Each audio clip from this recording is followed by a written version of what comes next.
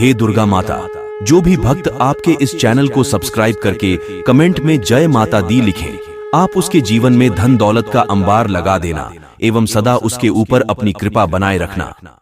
जय माता दी। दोस्तों, स्वागत है आप सभी का एक बार फिर से। नवरात्रि आने से पहले घर से निकाल देना ये 5 चीजें, नहीं तो माता रानी हो जाएंगी क्रोधित। नवरात्रि के पावन दिन में घर में इन चीजों को रखने से लगता है घोर दोष घर परिवार पर आ सकता है, बड़ा संकट। दोस्तों, साल 2024 में चैत्र नवरात्रि का पर्व 22 मार्च शुरू होने वाला है।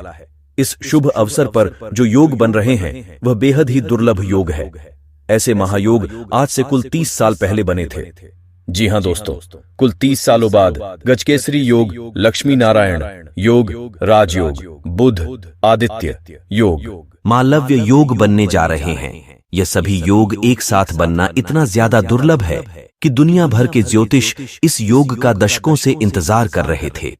यह योग इतनी ज्यादा शक्तिशाली है कि अगर आपने इस बार सच्चे मन से माता रानी की पूजा की और नवरात्रि से ठीक पहले अपने घर यह 5 चीजें ले आए तो आपकी किस्मत के ताले खुलना तय है। आपको करोड़पति मालामाल बनने से दुनिया की कोई शक्ति नहीं रोक सकती।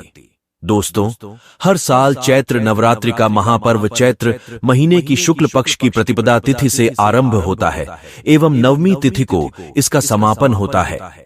इस साल चैत्र महीने के शुक्ल पक्ष की प्रतिपदा तिथि का प्रारंभ 8 अप्रैल को रात्रि के 11:50 पर होगा, लेकिन उदय तिथि होने के कारण नवरात्रि का प्रथम दिन 9 अप्रैल को मनाया जाएगा। इस बीच कलश स्थापना का या कहें कि घट स्थापना का जो शुभ मुहूर्त रहने वाला है वह है सुबह के 6:03 से सुबह के 10:14 तक।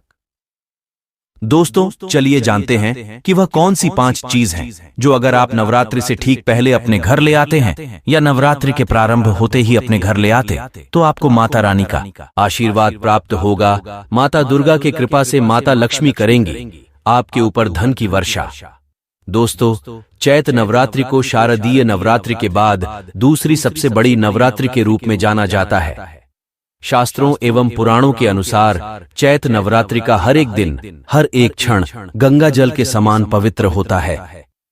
ऐसे में अगर आप इस दौरान कुछ आसान से उपाय कर लें, कुछ ऐसी चीजें घर में ले आए तो यकीन मानिए माता दुर्गा भी उन वस्तुओं के साथ आपके घर में हमेशा के लिए वास करेंगी। दोस्तों, पहली वस्तु जो आपको नवरात्रि शुरू होने के दौरान अपने घर में लानी चाहिए वह है सोने या चांदी का सिक्का।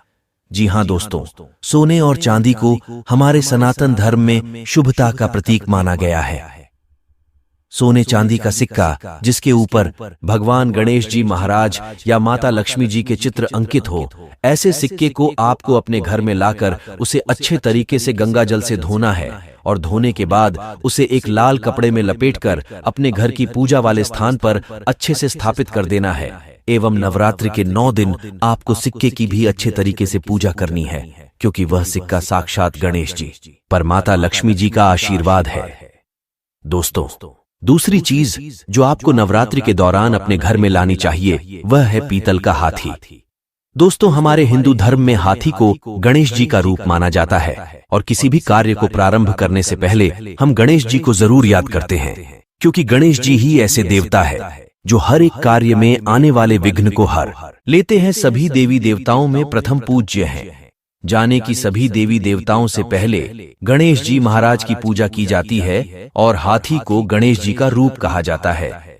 इसलिए दोस्तों, नवरात्रि प्रारंभ होने से पहले या नवरात्रि के दौरान अगर आप अपने घर में पीतल के हाथी को ले आते हैं एवं उसे ईशान कोण में स्थापित करते हैं तो आपको गणेश जी महाराज की असीम कृपा प्राप्त होगी ही, बल्कि माता दुर्गा का भी आशीर्वाद प्राप्त होगा।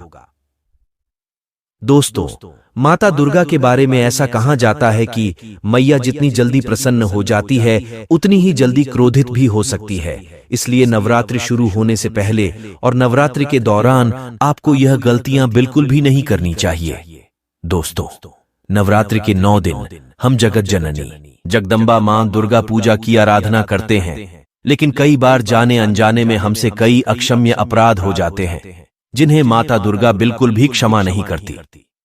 जैसे कि दोस्तों, नवरात्रि शुरू होने से पहले आपको अपने घर से शराब, मांस जैसे चीजों को बाहर फेंक देना।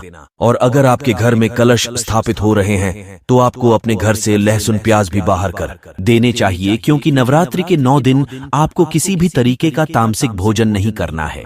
और प्याज, लहसुन तामसिक होते हैं, इसलिए आपको नवरात्रि के दौरान इनका भी त्याग करना होगा। इसके साथ दोस्तों, अगर आप नवरात्रि का व्रत रखने वाले हैं तो आपको व्रत के दौरान शारीरिक संबंध बनाने से भी बचना चाहिए। दोस्तों, अब जो जानकारी मैं आपको देने वाला हूं, शायद यह जानकारी आपको भी नहीं होगी। नवरात्रि के व्रत के दौरान आप बैंगन या कटहल की सब्जी खा लेते हैं तो आपका व्रत खंडित हो जाता है, क्योंकि इन फलों को भी प्याज, लहसुन की तरह तामसिक भोजन माना गया है एवं शास्त्रों में खाने से निषेध किया गया है। इसलिए आपको नवरात्रि के व्रत में कटहल या बैंगन नहीं खाने चाहिए।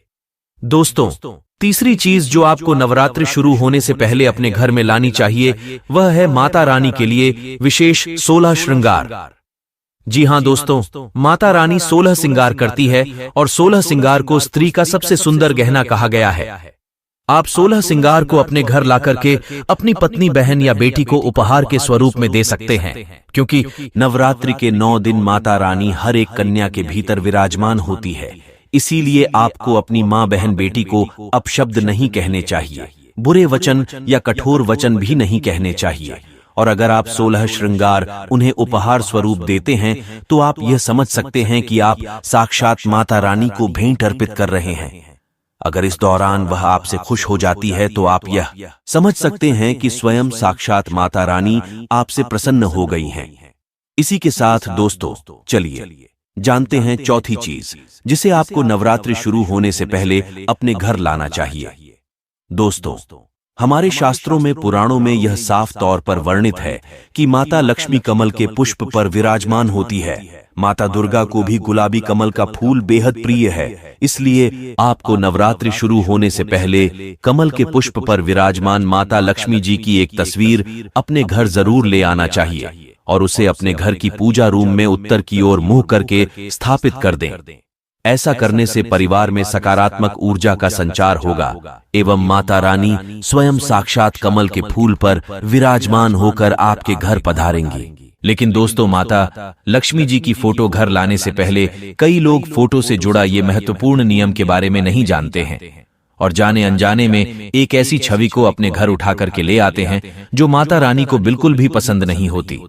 दोस्तों, कभी भी आप जगदम्बा माँ दुर्गा की या सरस्वती माता की या लक्ष्मी माता की फोटो ले तो इस बात का ध्यान रखें कि उन फोटो में माता रानी बैठी हुई मुद्रा में हो, खड़ी न हो, क्योंकि माता रानी के खड़ा होने का मतलब होता है कि माता रानी जाने की मुद्रा में है। ऐसे फोटो या मूर्ति को अपने घर लाने से आपको माता रानी का आशीर्वाद प्राप्त नहीं होगा। इसलिए फोटो खरीदते समय इस बात का ध्यान रखें, माता रानी बैठी हुई मुद्रा में हो, मुद्रा। दोस्तों, चलिए जानते हैं पांचवी चीज जिसे अगर आप अपने घर ले आते हैं तो माता रानी भी उस चीज के साथ आपके घर स्वयं पधारेगी। चैत्र नवरात्रि के दौरान आप खास धातुओं से बना श्रीयंत्र भी लेकर आ सकते हैं। ऐसा कहते हैं कि सोने से बना श्रीयंत्र हमेशा प्रभावशाली रहता है, जबकि चांदी के श्रीयंत्र का शुभ प्रभाव 11 साल तक रहता है। वहीं तांबे से बने श्रीयंत्र की शक्ति 2 साल बाद समाप्त हो जाती है। आप अपनी क्षमतानुसार कोई भी श्रीयंत्र घर लेकर आ सकते हैं। तो दोस्तों, आज के लिए बस इतना ही। जय श्री राम।